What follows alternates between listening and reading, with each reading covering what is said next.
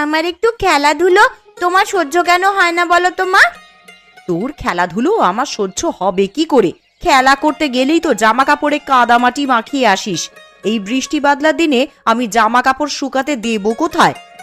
পরপর এত দিন বৃষ্টিতে আমি দুদণ্ড বাইরে বেরোতে পারিনি, আর কতক্ষণ আমাকে ঘরবন্দি হয়ে থাকতে বলছো তুমি? এই মেয়ের চোপা দিন দিন বেড়েই চলেছে। দিন দিন বড় হচ্ছিস আর আদব কায়দা সব ভুলতে বসেছিস দেখছি।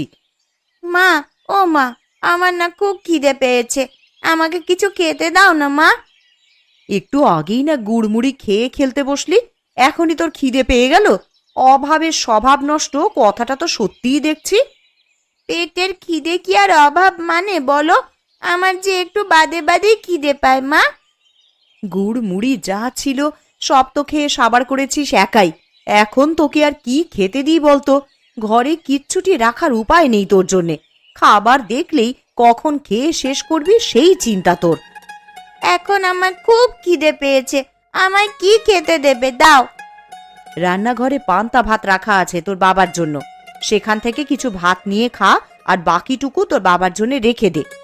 পান্তা ভাত কি দিয়ে খাবো মা? তরকারি কি কিছু আছে? না, পেঁয়াজ আর লঙ্কা দিয়ে ডোলে খা। দুপুরে কচু ঘন্ট করে দেবো খন। শুধু পেঁয়াজ আর লঙ্কা দিয়ে কি ভাত খাওয়া যায় নাকি? তুমি আমাকে অন্য কিছু বানিয়ে দাও না মা। ঘরে আর কিচ্ছু নেই রে মা, এখন পান্তা ভাত খা। একটু বাদেই তো আবার দুপুরের রান্না বসাবো। রান্না হয়ে গেলে তখন আবার গরম গরম ভাত খাস। ঠিক আছে মা, তাই দাও তবে আমাকে। তুই রান্নাঘরে গিয়ে নিজে নিয়ে খা না, আমি দেখি কচুগুলো কেটে ফেলি। আর সাবধানে যাস, উঠানে আবার পা পিছলে পড়লে কিন্তু ব্যথা পাবি।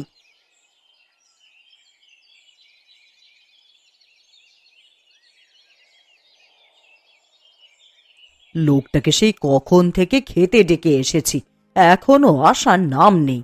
আর এদিকে যে খাবারগুলো সব ঠান্ডা হয়ে যাচ্ছে। কই গো, সকালের খাবার খাওয়া লাগবে না নাকি তোমার?